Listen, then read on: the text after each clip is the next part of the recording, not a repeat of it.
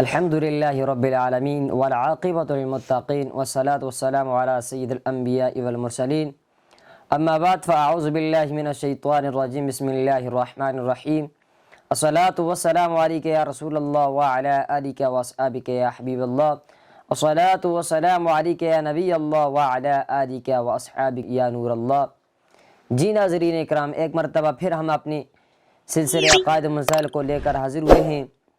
آج انشاءاللہ تعالی عقائد پر بھی بات ہوگی اور مسائل پر بھی بات ہوگی۔ تو اس سلسلے میں ہمارے پاس موجود ہیں اللہ دیتا المدنی صاحب، جو کہ عقائد و مسائل کے بارے میں ہمیں کچھ بتائیں گے۔ تو چلیے آج کے اس سلسلے کا آغاز کرتے ہیں۔ الحمدللہ رب العالمین والعاقبۃ للمتقین والصلاة والسلام علی سید الانبیاء والمرسلین اما بعد فاعوذ باللہ من الشیطان الرجیم بسم اللہ الرحمن الرحیم الصلاة والسلام علیک یا سیدی یا رسول اللہ وعلی آلک واصحابک یا حبیب اللہ الصلاة والسلام علیک یا نبی اللہ وعلی آلک واصحابک یا نور اللہ۔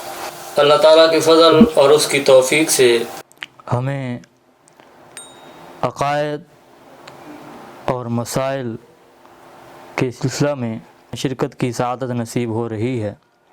اللہ تعالیٰ کی بارگاہ میں ہم دعا کرتے ہیں کہ رب تعالیٰ ہماری اس کاوش کو اپنی پاک و بلند بارگاہ میں قبول اور منظور فرمائے۔ آج ہم انشاءاللہ تعالیٰ عقائد کے سلسلہ میں حضرات انبیاء کرام علیہم الصلاۃ والسلام کے بارے میں سنیں گے کہ ہمارا انبیاء کرام علیہم الصلاۃ والسلام کے بارے میں کیا عقیدہ ہونا چاہیے۔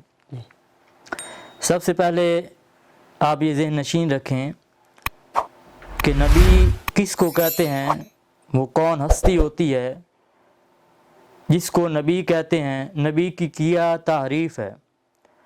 تو المعتقد کے اندر اور اہل سنت و جماعت کی دیگر عقائد کی جو کتابیں موجود ہیں ان میں نبی کی جو تعریف لکھی ہوئی ہے وہ یہ ہے کہ وہ بندہ خدا جس پر رب تعالیٰ نے وحی نازل کی ہو اسے نبی کہتے ہیں۔ وہ بندہ جس پر رب تعالیٰ نے ہدایت کے لیے وحی بھیجی ہو اسے نبی کہتے ہیں۔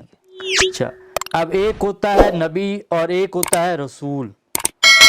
نبی وہ ہوتا ہے جس پر رب تعالیٰ نے ہدایت کے لیے وحی بھیجی ہو، اور رسول وہ ہوتا ہے کہ رب تعالیٰ نے وحی بھی بھیجی ہو اور ساتھ اس پیغام کو پہنچانے کا حکم بھی دیا ہو۔ یہ ہے فرق نبی اور رسول کے درمیان۔ تو نبی کی تعریف اور رسول کی تعریف بھی ہمیں پتہ چل گئی کہ نبی وہ ہوتا ہے جس پر صرف اور صرف وحی کا نزول ہوتا ہے، اور رسول وہ ہوتا ہے کہ جس پر وحی کا نزول ہونے کے ساتھ ساتھ رب تعالیٰ نے حکم دیا ہوتا ہے کہ تم نے احکام بھی لوگوں تک پہنچانے ہیں۔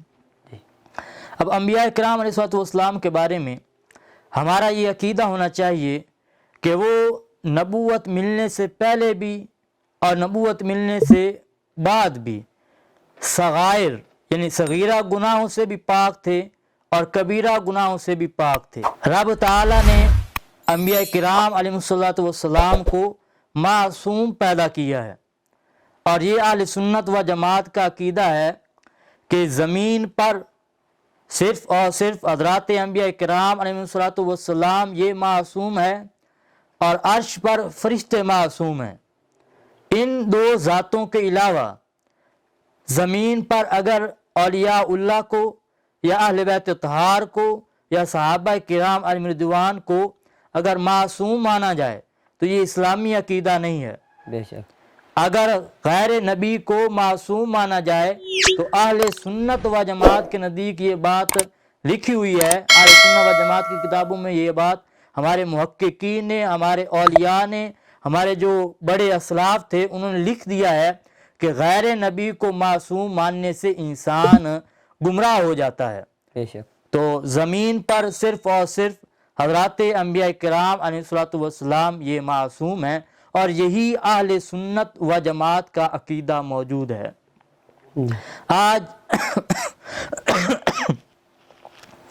آج یہ فتنہ بھی موجود ہے کہ ایک گروہ ہے وہ انبیاء کرام علیہ السلام کی مقدس ذاتوں کے علاوہ اہل بیت طہار کو بھی معصوم مانتا ہے، وہ دوسرا گروہ ہے۔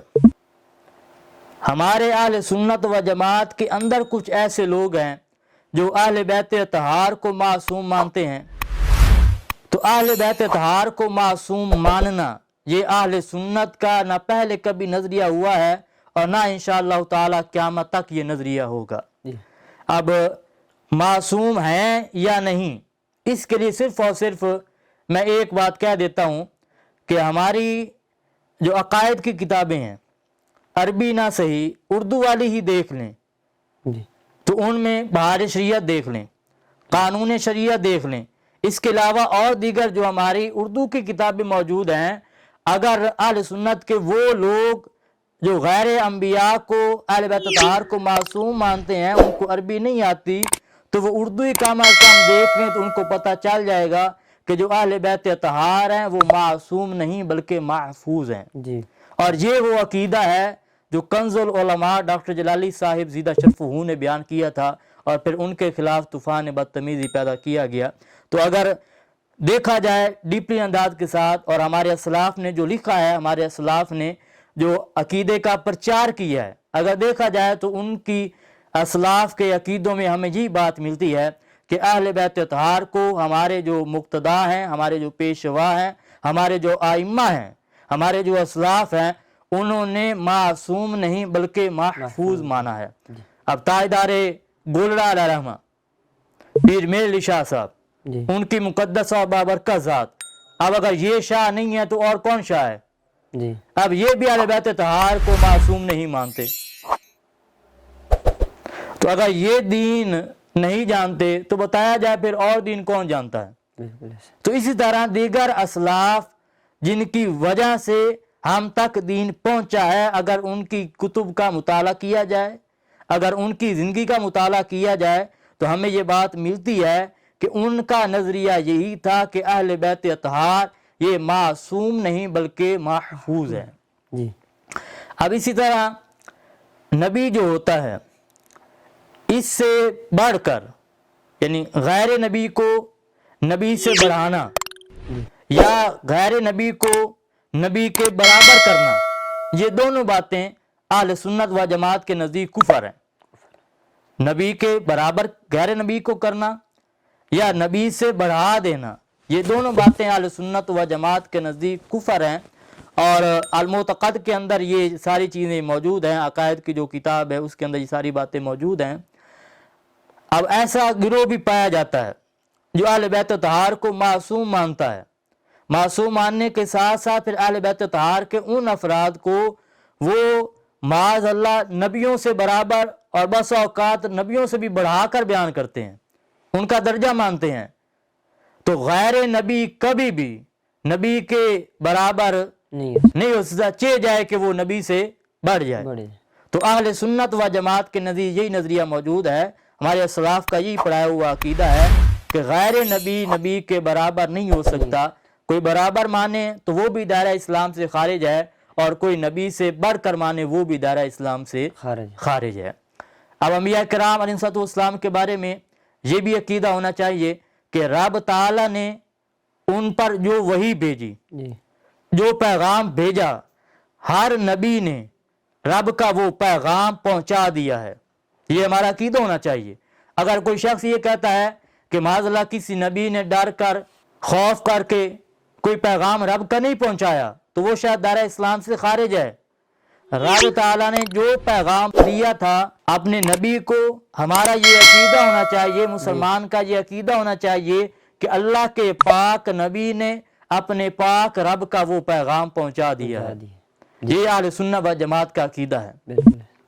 اب اسی طرح انبیاء کرام علیہ السلام کے بارے میں ہمارا یہ عقیدہ ہونا چاہیے کہ اعلان نبوت سے پہلے بھی اور نبوت ملنے سے بعد بھی ہر وقت وہ صغیرہ گناہوں سے بھی اور کبیرہ گناہوں سے معصوم ہیں، رب تعالیٰ نے ان کو معصوم بنایا ہے۔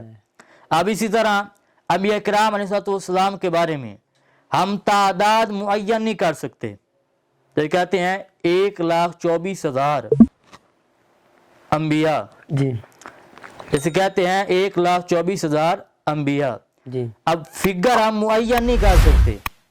کیونکہ اس بارے میں روایتیں مختلف ہیں. جی تو اس بارے میں جو احتیاط ہے، محتاط ہے طریقہ وہ یہ ہے، علماء نے بیان کیا ہے کہ ہم تعداد معین نہ کریں، بلکہ ساتھ ہم کم و بیش کے لفظ استعمال کر لیں. جی ہم کہیں کم و بیش 1,24,000 رب تعالیٰ نے انبیاء بھیجے ہیں. جی اب اگر ہم کم و بیش کی قید نہیں لگاتے تو کیا خرابی لازم آئے گی؟ اب چونکہ اس بارے میں روایتیں مختلف ہیں، زیادہ بھی کم بھی، تو اگر روایتیں وہ والی ہیں کہ جس میں کم ہیں جی تو ہم نے غیر نبی کو نبی بنا دیا تو یہ بھی کفر. کفر. سمجھ رہے ہیں نا بات کو؟ جی غیر نبی کو نبی بنا دیا تو یہ بھی کفر. اب اتنا کوئی نبی ہے، ہم نے نبی اس کو نہیں مانا، کم کر دیا تو وہ بھی کفر.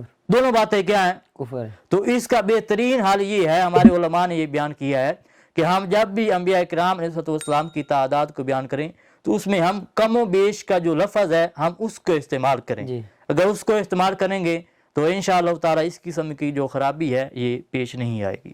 جی اب اسی طرح انبیاء کرام علیہ السلام کے بارے میں ہمارا عقیدہ ہونا چاہیے کہ سارے کے سارے انبیاء اپنی قبروں کے اندر حیات ہیں، زندہ ہیں. جی جب چاہیں جہاں چاہیں اللہ کی عطا سے آ بھی سکتے ہیں، اللہ کی عطا سے جا بھی سکتے ہیں.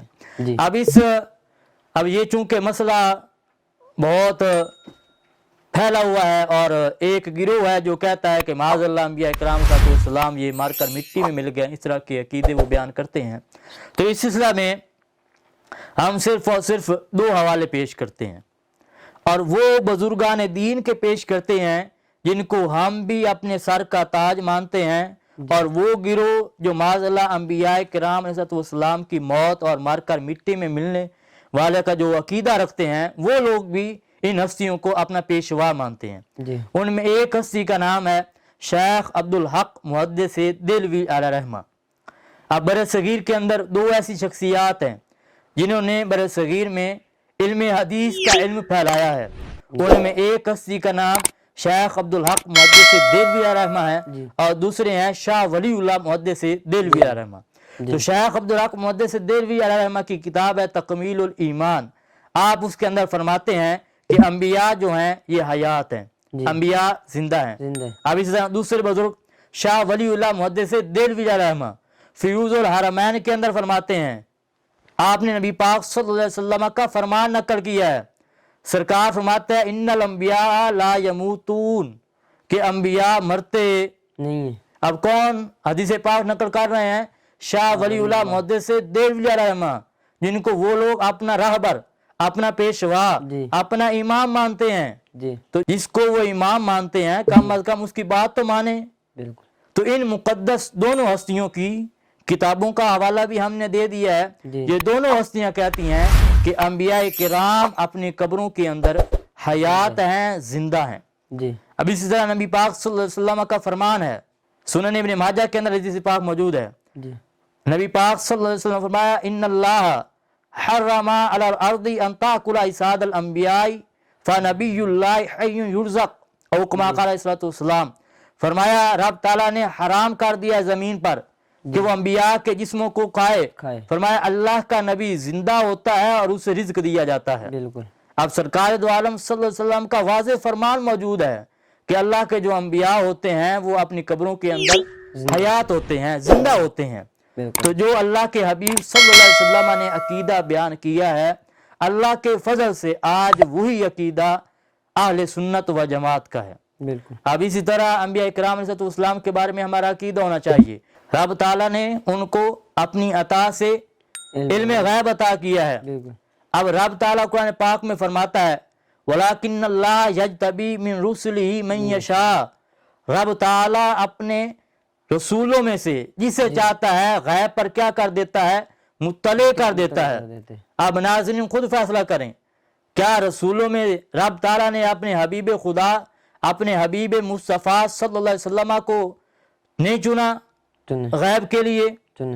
تو جب رب فرما رہا ہے کہ رب چن لیتا ہے، جی انتخاب فرما لیتا ہے، اور ہمارا عقیدہ ہے کہ سب سے انبیاء میں جو افضلیت کے اعتبار سے پہلا درجہ ہے وہ ہمارے پیارے آقا صلی اللہ علیہ وسلم کا ہے، اور ہمارا عقیدہ ہے کہ یہ ساری کائنات، یہ عرش، یہ فرش، یہ سب کچھ نبی اکرم صلی اللہ علیہ وسلم کی ذات کے صدقے بنا ہے۔ تو رب تعالیٰ نے اپنے پیارے حبیب صلی اللہ علیہ وسلم کو غیب پر مطلع کیا ہے۔ اب اسی طرح اللہ فرماتا ہے وَعَلَّمَكَ مَا لَمْ تَكُنْ تَعْلَمْ۔ اب اس آیت کریمہ کی تفسیر میں، تفسیر خازن کے اندر یہ بات موجود ہے کہ اے محبوب، غیب کی وہ باتیں، غیب کا وہ علم جو آپ نہیں جانتے تھے، آپ کے رب نے آپ کو عطا کر دیا۔ تو یہ علم غیب ہے، اور علم غیب عطائی ہے۔ اہل سنت و جماعت ذاتی علم غیب انبیاء کے لیے نہیں مانتے، ذاتی علم غیب اولیاء کے لیے نہیں مانتے۔ اہل سنت و جماعت کی چھوٹی کتابوں سے لے کر بڑی بڑی کتابوں تک یہ بات موجود ہے کہ رب کے پاس جو علم موجود ہے وہ علم ذاتی ہے۔ رب نے جو اپنے انبیاء کو، اپنے محبوبوں کو، اپنے اولیاء کو علم دیا ہے وہ علم عطائی ہے۔ جب یہ فرق کریں گے، یہ تقسیم کریں گے، تو اس وقت کسی قسم کا کوئی شرک لازم نہیں آئے گا، اور وہ شان جو رب نے اپنے محبوبوں کو عطا کی ہے انشاءاللہ تعالی وہ شان ماننی آئے گی۔ بالکل۔ تو یہ ہم نے بیان کیا ہے انبیاء کرام علیہ السلام کے بارے میں۔ اس میں عقائد کا سلسلہ بھی ہمارا شامل ہو گیا ہے، کچھ ضمناً کچھ دیگر باتیں بھی شامل ہو گئی ہیں۔ تو دعا ہے رب تعالیٰ ہم سب کو عمل کرنے کی توفیق عطا فرمائے، اور اہل سنت و جماعت کے عقیدے پر جینے اور اسی عقیدے پر مرنے کی توفیق عطا فرمائے۔ آمین۔ وما علیہ الا البلاغ المبین۔ ماشاءاللہ، بہت ہی پیارے انداز میں عقائد پر بات ہو رہی تھی۔ اب ہم مسائل کی طرف چلتے ہیں۔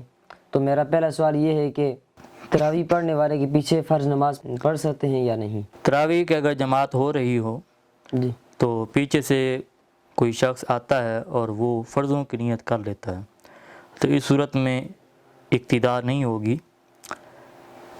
تراویح کی جماعت جب ہو رہی ہو تو اس کے پیچھے صرف اور صرف تراویح ہی کی نیت کی جائے گی۔ وہ شخص جو ابھی تراویح میں شامل نہیں ہوا وہ لقمہ دے سکتا ہے یا نہیں دے سکتا؟ لقمہ اگرچہ تراویح میں ہو یا دیگر فرض کی نمازوں میں ہو، تو جو بھی بندہ ابھی مقتدی نہیں بنا، ابھی اس نے اقتداء نہیں کی، تو وہ کسی بھی نماز میں لقمہ نہیں دے سکتا۔ اگر وہ لقمہ دے گا اور امام صاحب وہ لقمہ لیں گے تو امام صاحب کی نماز ٹوٹ جائے گی، جب امام صاحب کی نماز ٹوٹے گی پیچھے مقتدیوں کی بھی نماز ٹوٹ جائے گی۔ تو جو بندہ ابھی جماعت میں شامل نہیں ہوا تو وہ لقمہ نہیں دے سکتا۔ تیسرا سوال یہ ہے کہ خوش خان کو امام بنایا جائے یا درست خان کو؟ یہ بہت بڑا ایشو ہے ہم مسلمانوں میں کہ تراویح کے معاملے میں جب ماہ رمضان آتا ہے تو ہمارے کچھ ایسے مسلمان بھی ہوتے ہیں جو اس مسجد کو دیکھتے ہیں، نظر میں رکھتے ہیں کہ جہاں پہ جلدی تراویح پڑھائی جاتی ہے، جلدی فارغ ہو جاتے ہیں۔ تو ماہ مقدس 11 مہینوں کے بعد تشریف لاتا ہے اور عبادت کا ثواب بھی رب تعالیٰ بڑھا چڑھا کر عطا فرماتا ہے۔ تو اس میں وقت کو نہ دیکھا جائے بلکہ رب تعالیٰ کی عبادت کو دیکھا جائے۔ ہم عبادت کریں، رب کا قرب حاصل کریں، نامہ اعمال میں نیکیوں کا اضافہ ہو، وہ عبادت رب کی بارگاہ میں پسند ہے۔ اور وہ عبادت کہ کار ہم عبادت رہے ہوں اور گناہ کما رہے ہوں تو وہ عبادت رب کی بارگاہ میں قابل قبول نہیں ہے۔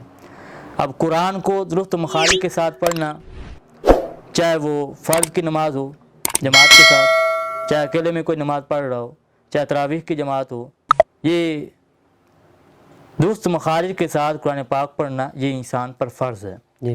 اب تراویح میں حفاظ اس طرح کرتے ہیں کہ ایسی قرات کرتے ہیں کہ جس میں صرف اور صرف آخری جو لفظ ہوتا ہے اس کا پتہ چلتا ہے کہ حافظ صاحب نے یا علمون پڑھا ہے یا تعلمون پڑھا ہے۔ تو ایسی صورتحال ہی ہونی چاہیے جب بھی امام بنایا جائے تراویح کے لیے تو اچھا پڑھنے والے کو نہیں بنایا جائے، بلکہ جو درست پڑھ رہا ہے، درست پڑھنے والا ہے، اسے امام بنایا جائے۔ خوش خان نہیں بلکہ درست خان کو امام بنایا جائے تاکہ وہ قرآن پڑھے، درست پڑھے۔ جب درست پڑھے گا تو پھر ہی ہماری نماز ہوگی، جب درست نہیں پڑھے گا تو ہماری نماز ہی نہیں ہے۔ تو خوش خان کو نہ دیکھا جائے بلکہ درست خان کو دیکھا جائے۔ ماشاءاللہ، یہ تھا آج کا ہمارا سلسلہ۔ امید ہے کہ ہمارا پروگرام آپ کو پسند آیا ہوگا۔ ابھی تک آپ نے ہمارے چینل کو سبسکرائب نہیں کیا تو ضرور ہمارے چینل کو سبسکرائب کیجئے اور بیل آئیکن کا بٹن پریس کیجئے تاکہ ہماری ہر نئی آنے والی ویڈیو آپ تک پہنچ سکے۔ انشاءاللہ تعالی کل حاضر ہوں گے اپنے نئے سلسلے کے ساتھ، تب تک مجھے اجازت دیجیے۔ السلام علیکم ورحمۃ اللہ وبرکاتہ۔